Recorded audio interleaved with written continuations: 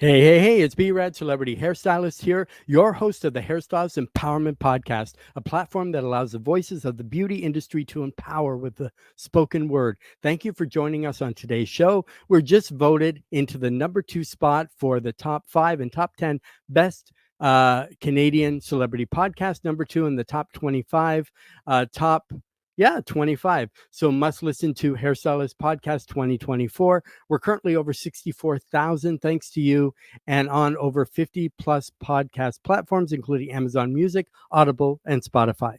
So, welcome to today's episode of the Hairstylist Empowerment Podcast. With 30 years of experience as a salon owner, hairstylist, writer, soon to be author, speaker, and certified in traumatic stress studies, and a recent breast cancer survivor, Kim firmly, it's one of those things we're starting and it's live, and it's yeah, there's no do-overs. We just kind of do it live. So Kim firmly believes in transformative power of breaking from the constraints of our trauma and personal stories. Kim empowers, inspires individuals to unlock and embrace their authentic selves as leaders in their life and career, cultivating a life filled with passion, joy, and fulfillment. So, as we dive deep in today's topic, I just want to give a heads up that it may be sensitive for some listeners. So, discretion is advised. We don't know where it's going because it is live. So, I want to welcome Kim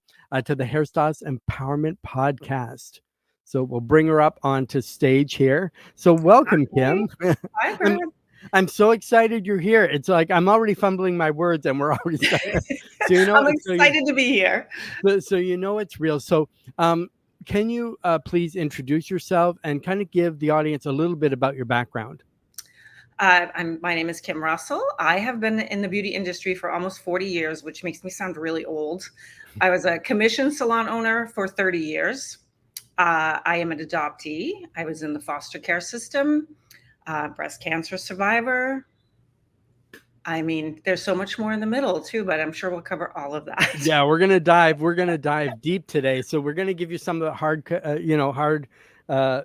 questions. But if anything, you always have the option. If you're not comfortable, share what you want. If you don't want to share, that's fine too. We make it that everybody here is empowered and that everybody feels comfortable. So as we jump in, you mentioned the foster care system. So can you share more about your experience in the foster care system and how it shaped your early childhood? Yes, and it was a really unique situation, which doesn't happen to all foster children. So I was abandoned in a car when I was 1, and I was placed in foster care system, and I was later adopted by my foster care parents, which doesn't happen. So that was 4 years into it. And for a child to be abandoned, first off, is very traumatic, and it was a very confusing time because these people were Jan and Fred, mom and dad. Am I staying? Am I not staying? And my adopted mother, God love her, she was a nervous Nelly. And the foster care system and the social workers had the right to just come and take me at any time. They were like, this Hmm. just isn't working. So she kind of had that nervous energy all the time, which again just played on me. It was a very unsafe, unsure time, which carried throughout my entire life. Yeah, and the bonus part, I think, of foster care, it allows parents that maybe aren't able to have children to give a home to a child, sort of thing. But how did your adoptive parents support you through the transition from foster care to their home? That really wasn't a thing. Okay. I was adopted in 1972. So there was a couple books that they would sit and read. But it's interesting. There's a great book for adoptees. If anybody's an adoptee or been in the foster care system, it's called The Primal Wound, and it's by Nancy Verrier, if I'm pronouncing it right. Hmm. And it really helps you understand the struggles that an adoptive parent goes through, a foster parent, a biological parent, and the adopted child. And we're really no different. The adoptive parent struggles with the loss and the grief of not being able to have a child, the insecurity of the not being the biological child. It's there's so much wrapped up in it. So there's so many emotions and traumas wrapped up. And let's face it, we all come into this world, most of us, with a trauma of some sort. So my adoptive parents had their own issues. So it really wasn't talked about. They were very insecure about if I was to seek out my biological family, even though they supported it, they said, but it did come to fruition, and they really were very insecure about it. Yeah, So and that makes it tough too, and probably like all the coping mechanisms, all the early challenges, and one big early challenge that you had. So, kind of what led you to start using drugs and alcohol at such a young age, and how did you eventually overcome these challenges? I was 11 the first time I smoked hash out of an apple on the way to school. There was no YouTube. I have no idea how I figured out how to do that, but we did it. There was just so much pain, and I didn't even realize it was pain. It was just an escape. I needed to escape my everyday. There wasn't a day that I didn't drink before school. I do drugs during school, drink during school, drink after school, drink on the weekends, do drugs. I mean, you name it. If people really knew what I was doing, they would have tossed me in some kind of rehab. But it was really just, it wasn't an addiction. It was an escape for me. And I don't know what happened, but at 18, somebody gave me a little packet of cocaine for my birthday. And I just said, you know what? I'm kind of high on life. I'm going to skip it. Never touched it again. Continued to drink excessively for a lot of years, but never touched it again. I just don't know. Something in me, I was like, I just don't need that anymore. But at the same time, 18 is when I sought out information about my biological family. So when I was adopted, everything was sealed. You couldn't get anything. It just fascinates me how that even was a thing. You could not have access to your own information of who you were. So I reached out to the foster care system, the Department of Social Services, and I got non-identifying information, which is a social worker's notes about me and stuff like that with no names. So I think that, every step that you take in that kind of, it kind of chips away the pain a little bit. Like, oh, okay. Now I know that I was actually a happy kid, quite chubby, but happy. Yeah, and that's a big thing because everybody, I think too, there's connotations about people, oh, they're this, they're that because of, and a lot of times when you don't really know the real story, because it's say for some people it's a coping mechanism. It's not that you're an addict or you're this or you're that or you're saw it. So funny through the years too that people didn't notice or pick up on or say, hey, sort of thing. But how did your experiences with substance abuse impact your personal and professional life? I mean, my personal and professional life, I just feel like I was in some kind of daze all the time. Like that was my end goal, was to just not be in my head, which is completely the opposite of where I am now. But can I go back to something you said just a minute ago about stories and I want to speak to the adoptees out there, because stories are interesting. And when you don't have a story, you have to make it up. Like you pull pieces from wherever. So as an adoptee, I had all these holes in my story. So I would gravitate and pull things from my adopted family of things that I heard, as far as nationality or, and none of it was true. Whatever I heard, I just pulled. And so, sometimes you don't know if you've made it up or if it's really true. Or so there's a lot of adoptees out there that just don't know their story. And it's really hard. It's really hard. Yeah, and that's a tough thing too. I think sometimes people in general too, they draw from this and that or to create their persona because they're using it still as an escape. Everybody wants to be liked, loved, understood, heard, things like that. But when you're not, a lot of people end up taking on these false personas or falseness or fakeness in order to be accepted by people or to be, it's a whole other, kind of thing we're not going to dive into today, but it's big. I can talk about that. But there's lots of people too in our industry. And so what motivated you to pursue cosmetology despite pushback from others? And how did that passion develop? I was 12. I wanted to go to hairdressing school. I could not wait to get out of my conventional high school and go to a vocational school. And everybody I met It's not a valid career. You're never going to make any money. You're never going to succeed. It's a dead end job. It's okay if you want to do that. You're not college material anyways.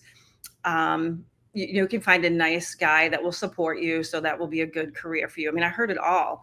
I had my high school guidance counselor bring me in, go over my future in the 9th grade. And it was interesting because in the vocational school, when I went, you could not go until you were in the 10th grade because they didn't feel like you were responsible enough. You couldn't go into hairdressing until the 11th and 12th grade. So I had to take culinary arts the first year.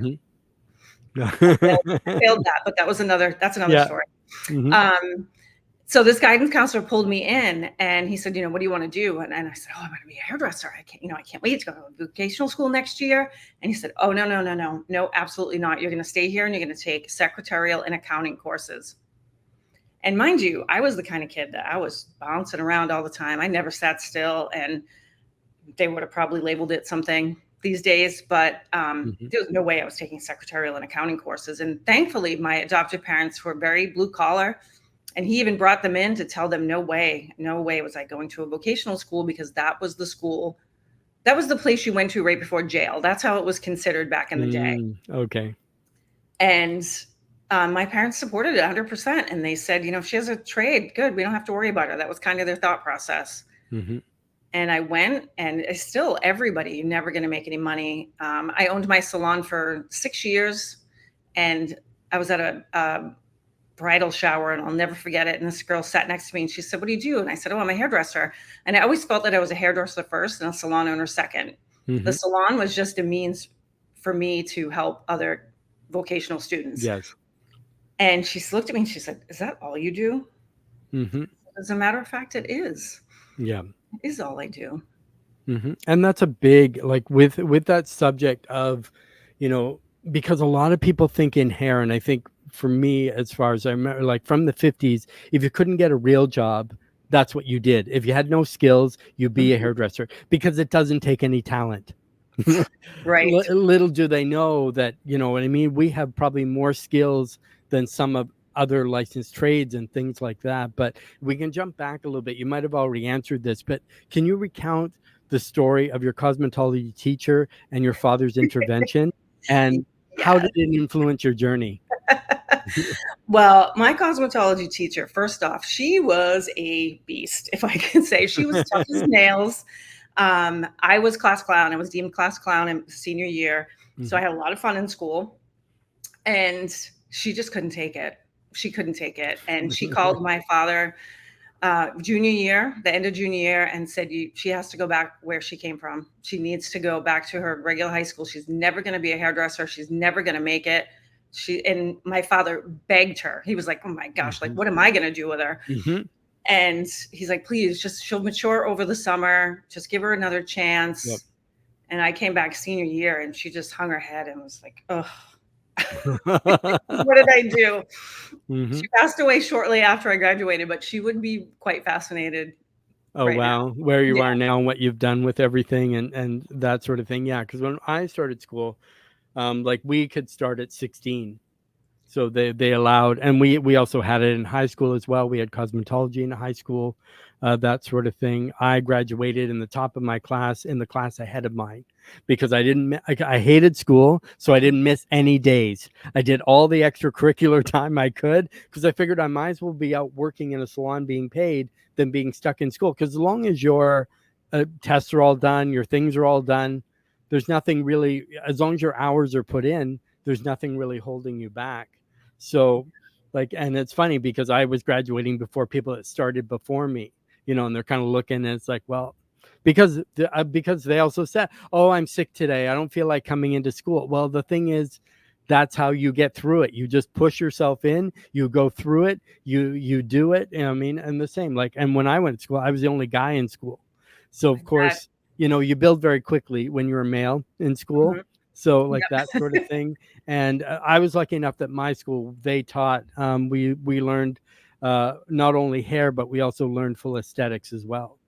So then I also learned nails, facials, waxing, manicure, pedicure, like all that kind of stuff too, where most schools now, they separate all that. But I was lucky enough to learn all that kind of stuff as well, makeup, that sort of thing. So as we kind of jump ahead now, so um, can you elaborate on the influence of the salon owner who mentored you during high school?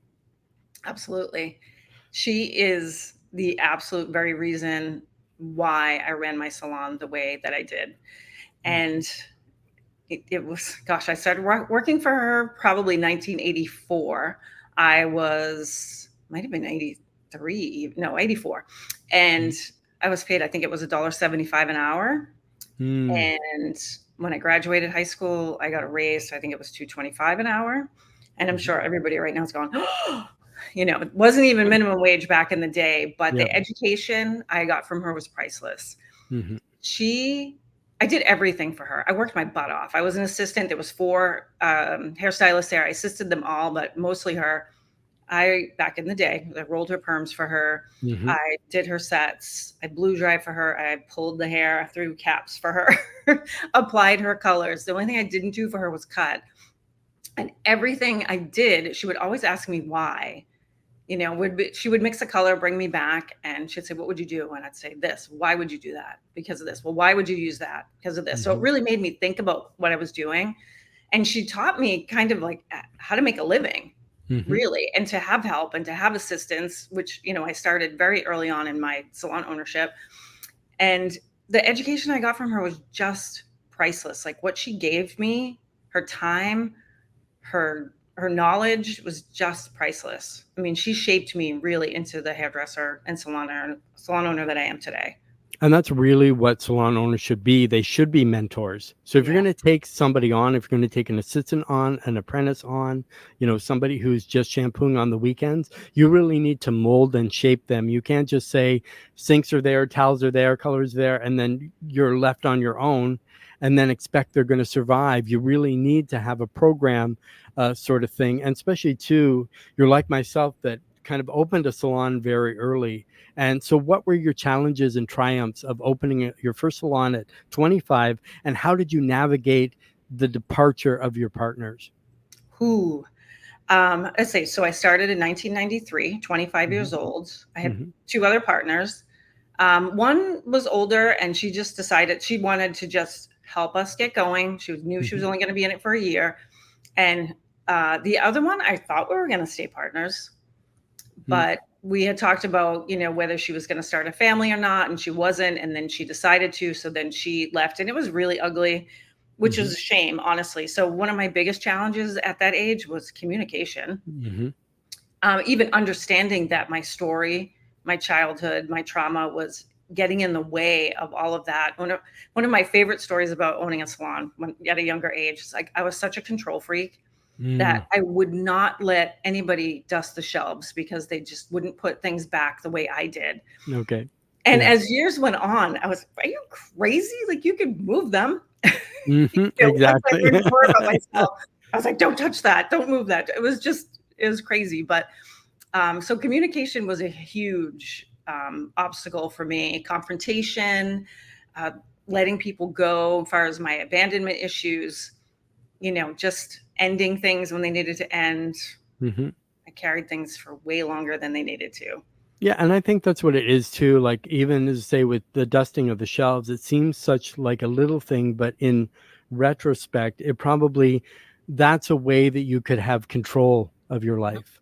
Because Absolutely. if you could place everything where it needed to be, then you Mhm. had that control or felt that you had that control. Like you said, I mean, we don't have to a lot of us don't have to micromanage because we think, oh, we do it the right way if it has to be this way. And like you said, you can move it after Yeah. somebody does it, but you could alleviate a lot of your stress, a lot of your stuff by saying, hey, do you mind like dusting those shelves? Sure, no problem. Boom, it's one less thing on your list to do. To Right. Or do but even better, I started saying, you know what? Get creative. What do you Mhm. think? Where do you think they should go? How do you think they should look? What would you Yeah. use as, markers or whatever, tags, or what would you do? And they Mhm. would just light up. I was like, oh, Yeah. wow. Yeah, because then they're involved, then you want something, then you want like they can give their suggestions, opinions, ideas, you know what I mean? And that's the whole point of like balancing. And I think Yeah. that's what it is. You're balancing your personal, balancing your professional. So how did you manage the pressures of owning a salon while dealing with personal health crisis and caring for your mother? Ooh, later. We're Yeah. jumping. Yeah. So yeah, the last 5 years was really, really difficult. As we all know, coronavirus, that was very challenging. I had some people that came back and wanted to cut their hours. I had one that just walked out the door, probably 3 weeks after we reopened, trying to balance the appointments, Mm-hmm. 3 months of customers that needed to get in, 6 feet away. You can only use half of your chairs. Yes. It was just, the whole time scared me. I was afraid of getting sick. I had a compromised immune system anyway. So I was afraid of getting sick. I was afraid that we couldn't get supplies. I Mm-hmm. had Zoom meetings with my team twice a week to keep up morale Yeah. and to stay in touch and, see how they were doing. I was worried about their families and them. And it was a lot. Mm-hmm. So probably a year after we reopened, my body crashed and I started having random anaphylactic reactions to really everything I ate, whether it came from a tree or the ground, just Mm. random. So I ate grilled Yes. cheese for about 8 weeks, which Yeah. sounds exciting, but it really wasn't after a while. And I started Mm-hmm. working with a nutritionist and we got that worked out. And at the time, my mother was also, well, I stopped working behind the chair because the chemicals, I was Mm-hmm. unsure of. I ended up in the ER a couple times from here. So I just didn't know what was happening to my body. Yes. And about a month after that is when my mother really started to get bad and I had to find some place for her. She was still in her apartment. I was going every day. It's just me. And that was a year-long Mm-hmm. turmoil. I made the decision to close the salon, which is an interesting subject because people always say, why didn't you sell it? So we Yeah. can talk about that if you want to. But Mm-hmm. um, so I closed the salon. I gave my team, 6 or 8 weeks notice, helped them try to find places Yeah. to land Relocate. Yep. Mm-hmm. and focus on my mother. But the stress of it, my mother, I'd say then I was diagnosed with breast cancer last September. And then my mother passed away within my second treatment. So do I think stress is a huge factor in our health, our trauma, our suppressed emotions, our environment, everything is a factor. Mm-hmm. Yeah, you've jumped way ahead, but it's great. It's okay. It's okay. But we'll get more into depth. We'll ask a little bit more questions. But with balancing, so what lessons did you learn about work-life balance through these experiences? So with everything happening, balancing that. So what did that show you? Did that empower you when you made choices? Did that show you different things about yourself? Um, Yes. Yes. Um, I really wanted to close my salon and not come back after coronavirus. I was frustrated. I was done. It was really hard to find help. And I think I was beginning my stage of healing. So it wasn't, healing from my traumas. And it just wasn't aligning. The way it was going wasn't aligning with me anymore. So I really wanted to close it, but I went against that. mhm. And balance is really tricky because I don't think there's any true balance when it comes to life and work. I think it's impossible. It's hard you can never give 100% to either side. And for me, I always gave 100% to work, maybe 90% and 10% to me. So I knew Mhm. it was time for me to flip because of my health. I needed to change things around, which meant closing the salon and just not knowing what I wanted to do, but just like focusing on me, which led me to, meditation and breath work and really understanding how my body was reacting every day. I was like, every day I was like this. I was in fight or flight. I never took a deep breath my whole entire life. So it was, Exactly, the waiting to exhale. But yeah, that's also a big thing too, and that's a subject all on its own, that in order for us to say yes to ourselves, you have to say no to others or other things. And that's one thing, like you said, the 90-10. Like we give everybody everything we have pretty much, and sometimes even 110%, and leave yourself in a negative. But sometimes, and to be selfish is not always a bad thing. Like if you need time off or you need to do something, or you're like, I need a mental health day, then just say, things can be rescheduled, stuff can be redone. I mean, not everybody's going to be happy because they're going to be like, what do you mean you're canceling our, whatever. But sometimes you just have to say, in order for me to be productive and to stop pushing. So as I say, we'll now kind of dive into your health kind of crisis and your personal growth. So how did your health issues such as anaphylactic shock and breast cancer change your perspective on life and work?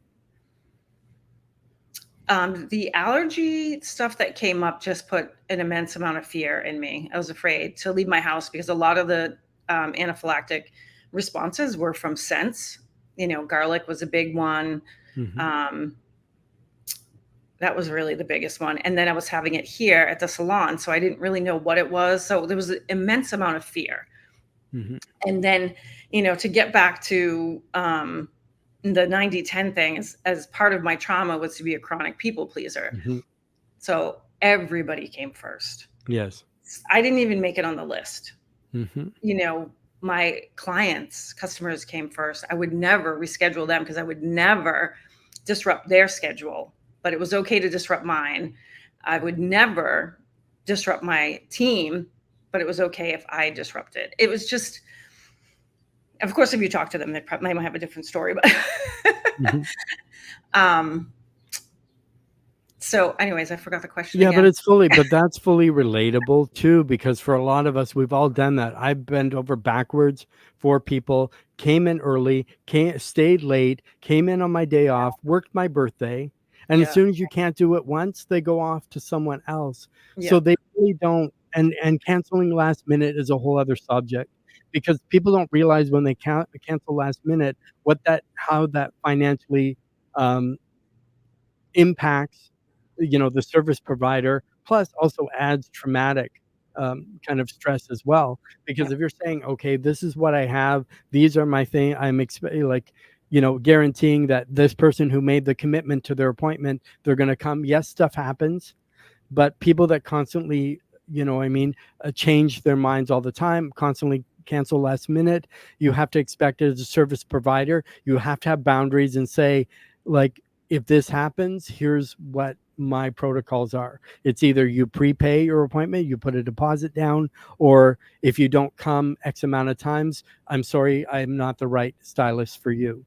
Because sometimes we have to say yes to ourselves and put somebody else in who is willing and more than happy to pay you for your service and your time, sort of thing. Like, there's lots of tangents and directions we can go. I'm trying to stay focused. And I can bring it right back to trauma if you want, because we'll jump into that kind of stuff as well. But can you share more about the alternative treatments you pursued and how they impacted your recovery?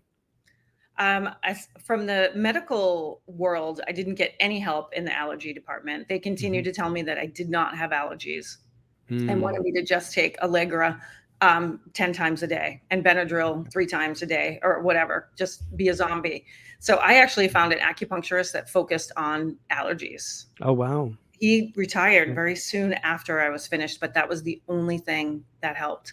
So I started going to acupuncture for menopause after that, because that's another thing. It's, 55, there's menopause, your hormones are changing. So the allergies could have been because of that. It could have been because of stress.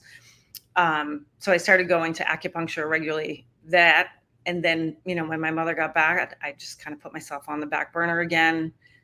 And exercise has always been a big thing for me, and everything just went on the back burner. And sometimes that's the way life is too. That, like you said, everything goes on the back. You just shut down completely. Your body can't take anymore. You don't want to deal with anybody. You don't want to do anything. You don't want to. I think too, because we need that ebb and flow where, if you're up here constantly, you can't stay up there for long periods of time. You're going to need to go down here to rest, replenish, so you can then resurface and say, okay, I'm ready to go again. And like, as we're kind of jumping into our next one, it's about closing and opening your salon. So what prompted your decision to close your salon in December 2021? You already went over it again, but we'll go a little bit deeper. And how did it feel to step away from it? I felt like I just couldn't give anymore. That was really, I was exhausted from the giving and the pleasing, which was my own stuff. And I just needed a break. And that was my only out. There was no cutting hours back. It was just, I just needed to stop. And the second I made that decision, I felt like $1 million. Mhm. So A then that million. shows you your body, it's showing your body that you made the right decision. If you have peace about it, if you have a weight lifted, if you have, you know what I mean? Because there's all the thing, oh, if I don't have a salon, then what about my income, this and that? There's like all the things you weigh. It's that turning point that you have to. But you kind of stepped away, you got replenished, you had a lot of stuff going on. But what was it like to return to working behind the chair after closing the salon, and why did you find it so fulfilling? Well, I was still unsure if it was allergy related. Okay. And I said to myself, it is in my heart and soul to do hair. Mm. And I said, I just have to try. And you know what? If I have reactions and it doesn't work, then I have my answer. But let me just try. And I dove in just a little bit Mhm. more, and a little bit more. And it brings me so much joy. And it's Mm. completely different. Yes. It's my hours are my hours. I don't come in early. I don't stay late. Before the breast cancer diagnosis, I found myself creeping back into that a little bit because people needed Mhm. night appointments. And so I was working more nights. But breast cancer reeled that right back in. Mhm. But it felt amazing to not have that constant worry and that constant, like, what can I do now to make everybody happy? What's going to make everybody happy Mhm. now? Because coming back from coronavirus, it completely changed. Oh yeah, exactly. It was, it's a new norm. Like it will never go back to the way things were pre-COVID. As much as people would like it to be, it's not the norm kind of No. anymore sort of thing. But now we'll kind of go into, so reflecting on the trauma and like resilience. How has your understanding of trauma and resilience evolved through your personal and professional experiences? My trauma, my story was driving everything I did.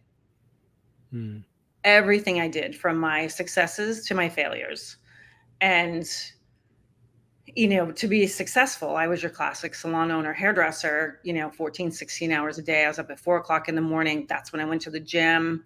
I would drink 100 cups of coffee, see clients every half an hour, fit as many in as I could, eat a protein bar and another cup of coffee for lunch, and, fly by the seat of my pants at dinner, sleep 4 hours a night like a badge of honor. Like, look at me, I'm so successful. Mhm. And that was my story driving me. The fact that I was in fight or flight all the time, and that distraction, that busyness to keep me away. It was different. It was like the drugs were replaced by, wanting to be successful. Well, yeah, and the same with having the martyr syndrome. Oh, look at me. I only get 4 hours. Look at me. I work 14 hours a day, 7 days a week. Oh, look, I have a client every 30 minutes in my chair. You know. Aren't I doing great? Yeah, exactly. Feel for me, feel for me. But then again, sometimes that too, like your story, becomes part of your identity. Mhm. So what advice would you give others kind of facing similar obstacles in their lives? I mean, I think the first step is awareness, which is what I tell everybody. You're not even aware of what's running your life. It's like, take a step back for a second and think, am I truly happy?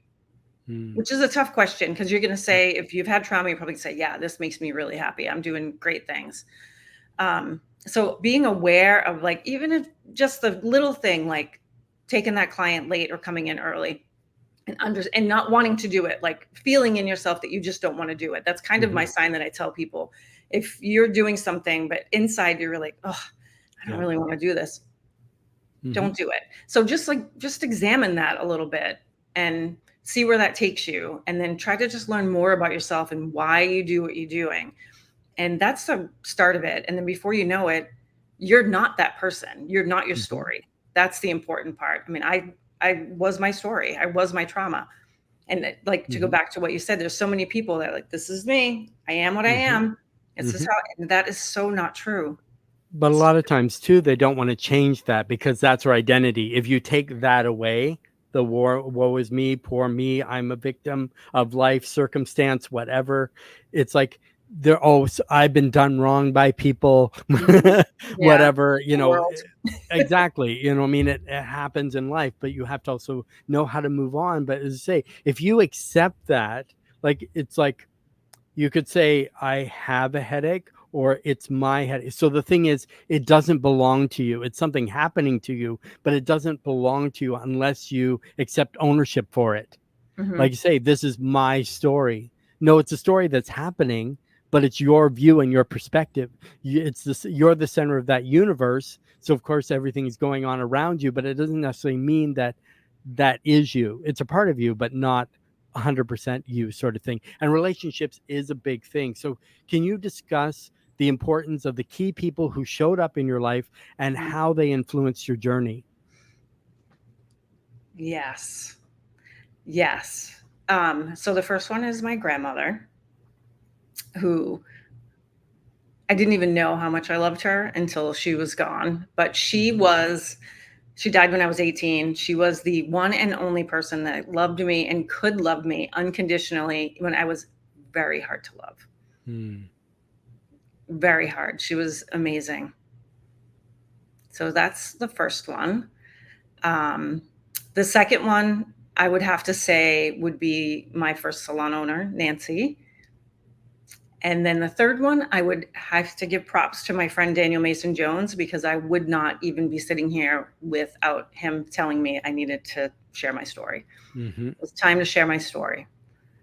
Exactly. And you need to get that out. So now, with that being said, how do you nurture and maintain these important relationships in your life today from what you learned from them? Oof. I make sure I really love the people that are hard to love. I Hmm. hug hard.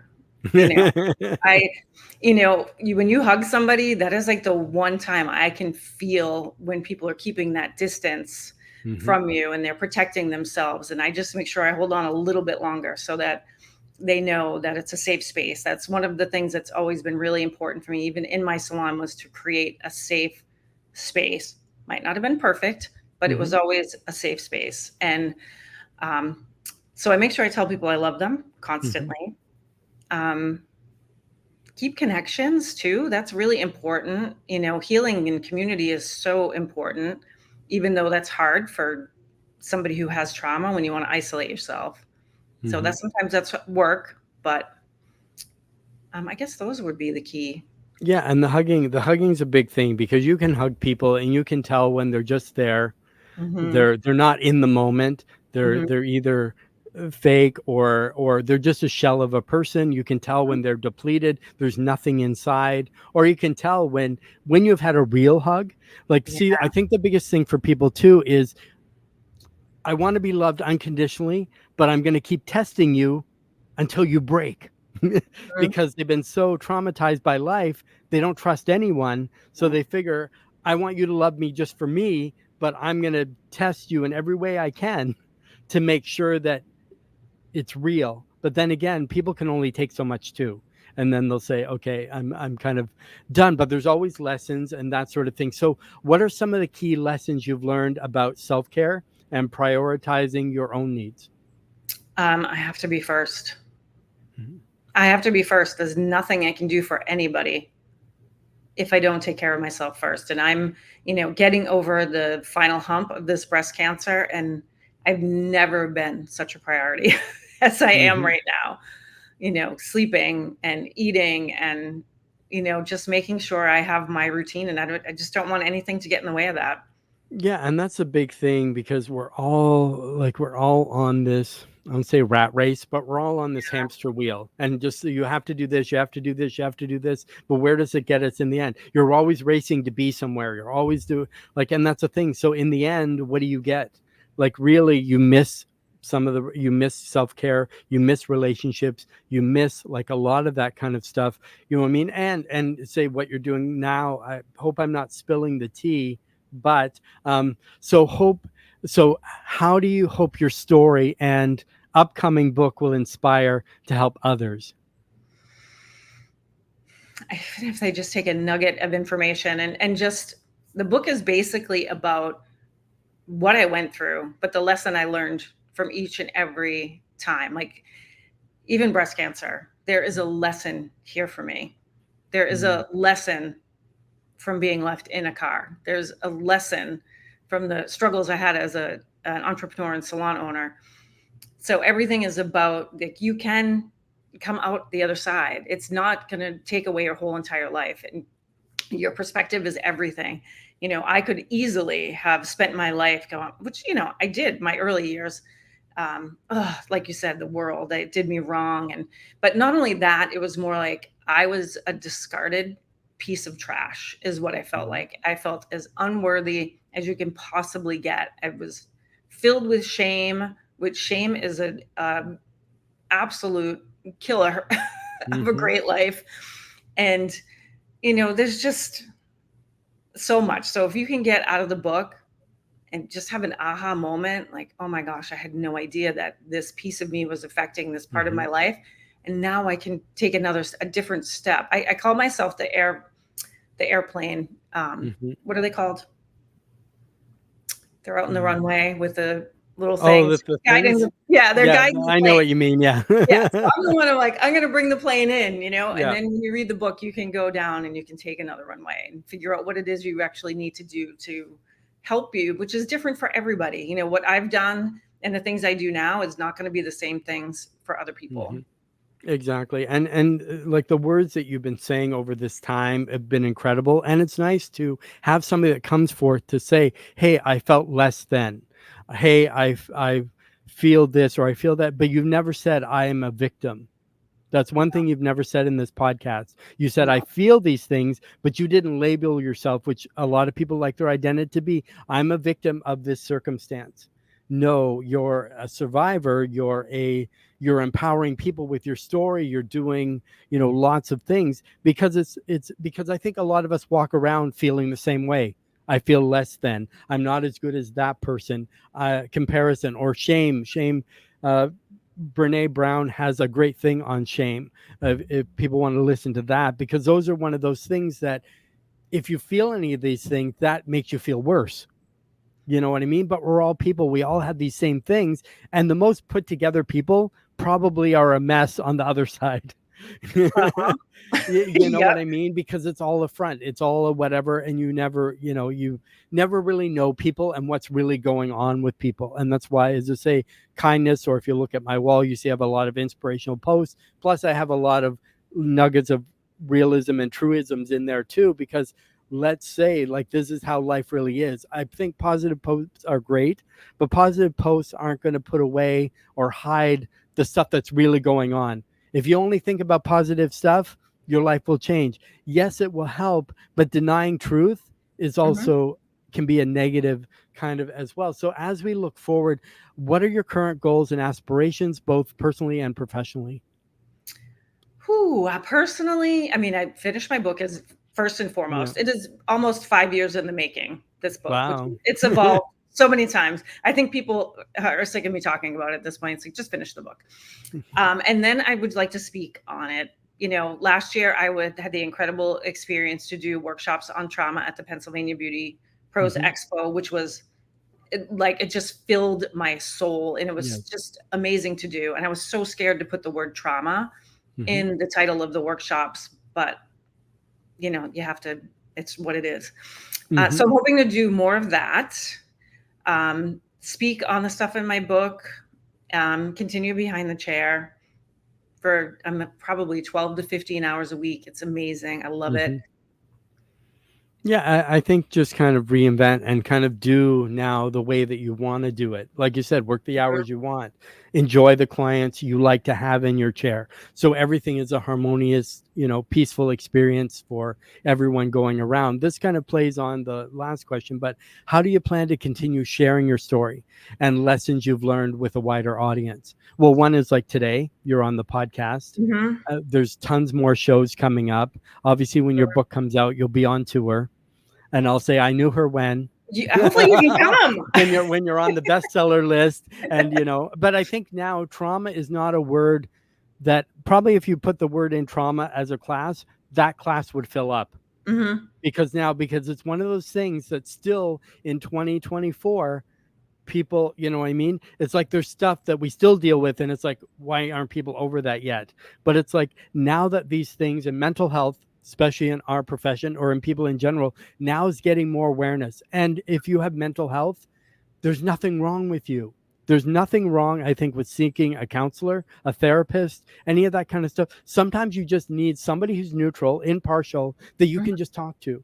And a lot of people just literally, because a lot of people go because the coping mechanisms are down, or they need coping mechanism skills, and that's all it is. There's nothing wrong with them, just life gets heavy, and in your mind everything is way more pressure than what you believe it is, but that's also part of the story too, you know. And what are the solutions, you know, in that sort of thing. And that's why I think we provide, and with your message, that's what you're providing, your own story. And maybe it took 5 years because it's taking 5 years because you need more life experience in your book. So the more experience, the more, you know, insight that you can give, sort of thing, to everybody. So as we're kind of wrapping, I still have like quite a few more, but as we're wrapping, so but more in with philosophy and beliefs. So you mentioned that you see your breast cancer diagnosis as a gift. Can you explain this perspective, and how has it influenced your outlook on life? It's really bumped me to the top of the list, even more so than before. And being able to speak my needs to people, asking for help, which was always very difficult for me, which, you know, it's hard when you're in a situation. I did not do chemotherapy well at all, so I could not do it without help. So asking for help and speaking my needs and prioritizing what really is important. Like, what you think is important probably isn't important. But what is really important is, you know, spending time with my partner, Dave, being in nature, helping people, which has always been, but helping people the right way, not helping people by sacrificing my own needs and wants. You know, when somebody calls me for something, I'm not running out the door right away and putting myself in the back burner. I'm able to say, you know, I'd love to, but I just can't right now. Which is something I could never do before. No, because people naturally, I think that we're all afraid of rejection.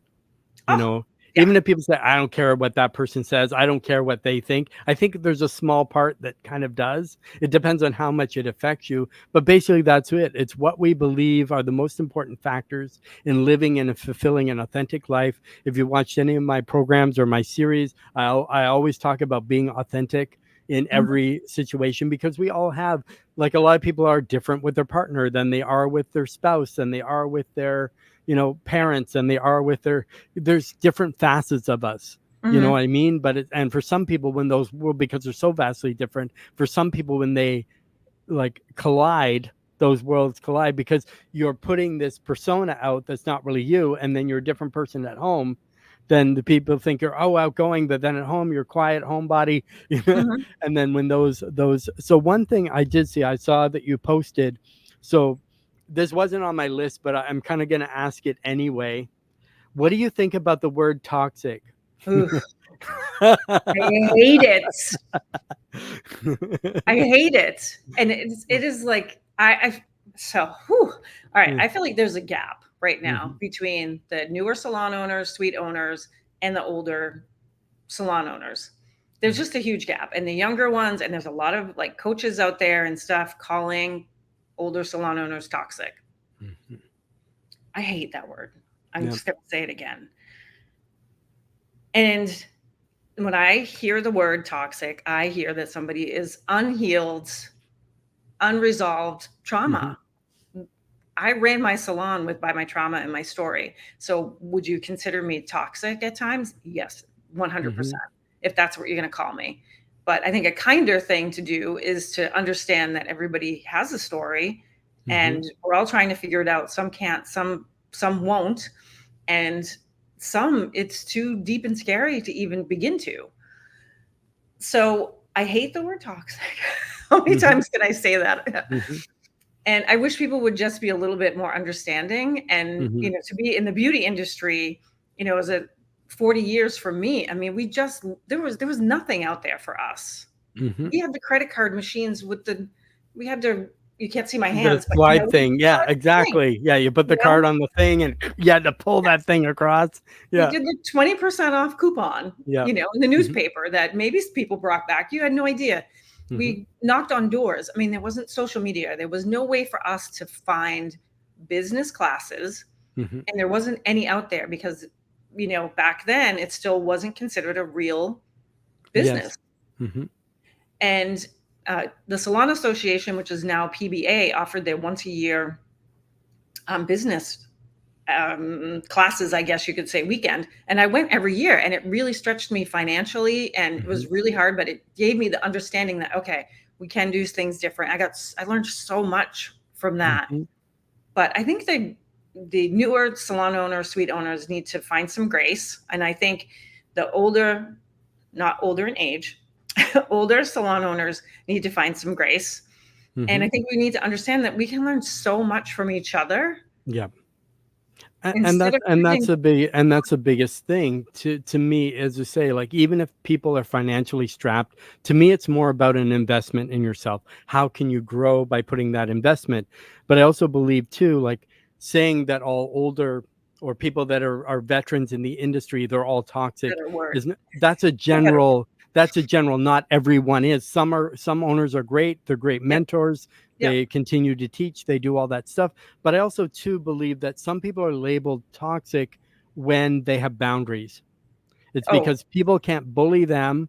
They have boundaries, so then they label you toxic yep. and difficult to work with, Hmm. because you're not going to let them bully you and bulldoze you. And like, we can all have different opinions. It doesn't mean I have to unfriend you now because we have a difference of opinion, right? Hmm. It's I think the word is loosely put out there, and it doesn't really have that meaning of, and people just like to shout out all these words. And like you said, both sides can learn. So Hmm. veterans, because what we went through is different than what the newer kids have gone through. Yep. Yes, if you have a social media following, that's great. But if you have 10,000 followers and 3 likes on your post, Hmm. yeah, exactly. So, Yeah. but then And again, sometimes, go sorry, ahead. I Yeah. don't mean to interrupt, but Yeah. sometimes the people who are calling the people with boundaries toxic, they're the unhealed, Mm-hmm. unresolved trauma Yep. people, because they can't understand why you wouldn't do what they would do and not have boundaries. Exactly. Yeah, and that's a big issue. That's like a whole podcast on its I own, know. We could because I talk have all lots of based on fact and fact, because I don't like myself to spout opinion. day. I've Hmm. actually researched the stuff that I look at, and not from one source, from multiple sources, real life experience, things like that. But to say what it is to empower and Hmm. to encourage change and healing. It's not Hmm. to point a finger at anyone. It's not to bring anybody down, not to point them out. It's like, and some people are scared when something's identified in them, because if it goes against their story of Hmm. what they're sharing or what they're telling everyone. Because once you tell a story long enough, you start to believe it yourself. Yeah, and it's what they've been telling That is themselves true. since the day they were born. A Hmm. lot, however you grew up. I mean, my story started the day I was left in that car. Hmm. Exactly. And you carry that, but that, I think, is a part of what made you who you are today, as a Hmm. successful entrepreneur, person, life changer, game changer, empowering woman, empowering person, right? But if you didn't have that story at that time, you may be a different type of person now, Absolutely. without those challenges, without those addictions, without those things, that, because everybody thinks, oh, that was bad that happened to me. Was it really? Because I don't Hmm. think anything is good or bad. It's how you label it. Hmm. Because without those things, you wouldn't have a book now.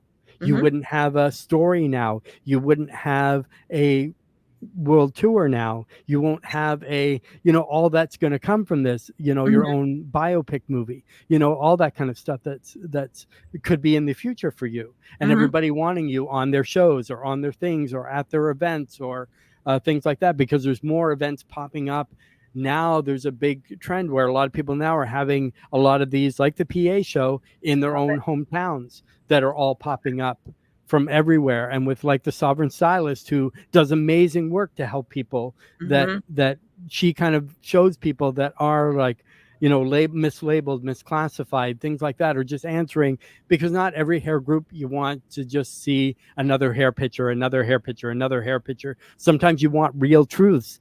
And I Mm-hmm. think mental health is one of those big ones, kind of as well. So this one, you can spill any tea if you want. If not, so are there any upcoming projects or collaborations you're excited about, that you would like to share with our listeners? Or if you want to keep it under wraps, you can just say, I'm going to zip my lip now, and we'll announce it later. I'm an open book. Yeah. Literally. Yeah. No, nothing. And there's nothing going on, nothing coming up. I would love to have a local event. Mhm. I've kind of thought about that quite a bit, but nothing for sure. My main goal now is to just get my book out. Yeah. And my dream is to have Oprah put her little seal on that. Oh, And there you go. See? So that's good. So anybody who's having an upcoming show, anybody who has a podcast that's listening, reach out, and we'll get you to leave your social handles, things like that, so people can reach out, they can contact you, because they say, why not be the first to be there to help? As I say, we all help each other. We all empower each other. So if you have an event coming up, if you have a podcast, if you have this, you that, reach out to Kim, and then she'd probably be more than happy to partner with you, collaborate with you, and get things in motion and happening, and let's kind of make some change Mhm. in the world, sort of thing. So Absolutely. is there anything I haven't asked you that you would like to share with our audience? No, I mean, I feel like we could probably talk for hours. We could. I think I Yeah. covered a lot. People are probably going to be like, whoa. Yeah, it's a lot. I said today would be deep, and we wanted to, you know what I mean? And it's just kind of great. I just don't want to, I just want to make sure that I don't miss anything, that somebody said, I really want to talk about this. I really want to share about this. I really want to, like, that sort of thing, that you get the opportunity to. But you've kind of already did it before. But is there anybody you would like to give a shout out to? You know, I'm going to just say one more thing, and I'm going to say Mhm. about Daniel. Mhm. And he recently said to me, I hope that you win the lottery 4 times this year because you deserve it. And Mhm. my response to him was, I already feel like I've won the lottery because now I Mhm. truly know how to live life, Yes. which not a lot of us get the opportunity to realize that. You hate to have cancer come in and show you that, but um, I would give a shout out to him because I wouldn't be sitting here without him. I really Mhm. wouldn't. He's been so influential in my life. Yeah, and that's a big thing, I think, for all of us too, to have that support system, that somebody who's really on your side, has your back, that really is happy for you when you have a win. You I know, think I think that he's or push you when you're like, I just want to leave everything and not do anything. They're just kind of that yeah, fire under your butt. but I think he's probably one of the few people that has seen me for truly who I am. Yeah. You know, And that's when people can really see through you and see you. mhm. Um, that's priceless too. Yeah, when they see the public you and the private you and the all the you, Yeah, the good, the bad, and the, yeah. I mean, I kind of the am hard to me. love.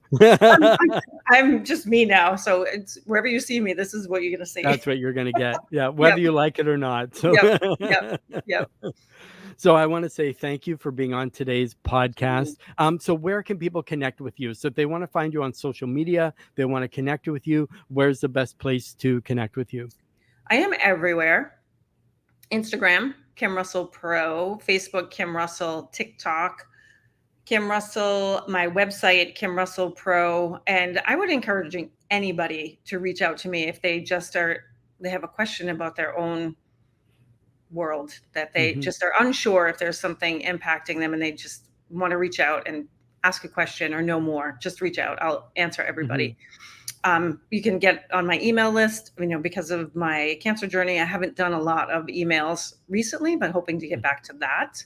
mhm. Um, And you're also trained, aren't you also trained in trauma, in helping people with Certified trauma? in traumatic research studies, which is a 9-month long Wow. intensive Yes. course from how the brain operates. You know, I've attended the Trauma Research Foundation conference for the past 2 years. I mean, it Mm, is neuroscientists and therapists. I'm the only hairdresser there, but it alright. is over my head, but I have learned so much.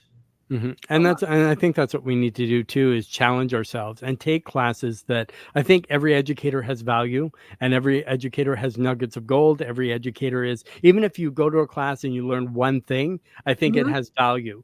And as you say, like, you may say, oh, well, I'm a hairdresser. Why do I need to know anything about plumbing?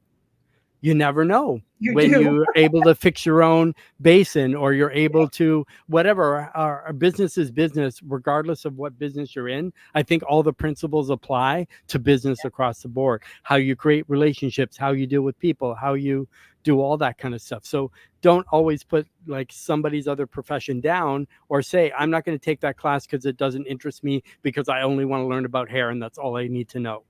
And No, sometimes you learn more from the person sitting next to you.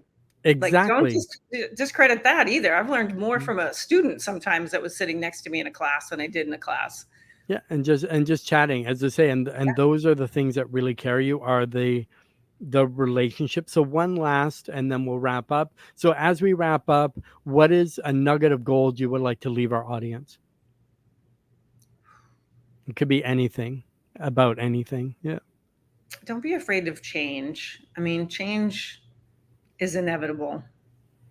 Hmm.